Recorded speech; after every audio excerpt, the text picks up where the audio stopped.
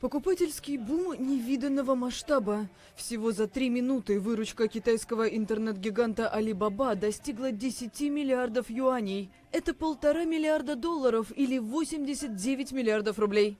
За час сумма увеличилась почти в 5 раз. И это лишь начало грандиозной распродажи, широко анонсированной на субботу компанией, которой принадлежит множество онлайн-магазинов, включая популярный в России и других странах AliExpress. 11 ноября в Китае отмечают День холостяков. Чтобы скрасить жизнь одиноким людям, и не только им, многие ритейлеры объявляют огромные скидки. Получается своеобразный аналог «Черной пятницы» или «Киберпонедельника» в США. И это просто золотое дно для интернет-торговли. Стремясь не упустить выгоду, покупатели бросаются к экранам компьютеров прямо с утра. Колоссальная нагрузка ложится на службы доставки.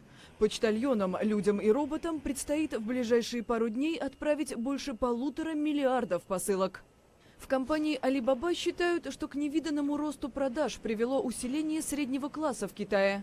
В этом году, в День холостяков, они ожидают рекордную выручку. И начало выглядит многообещающе.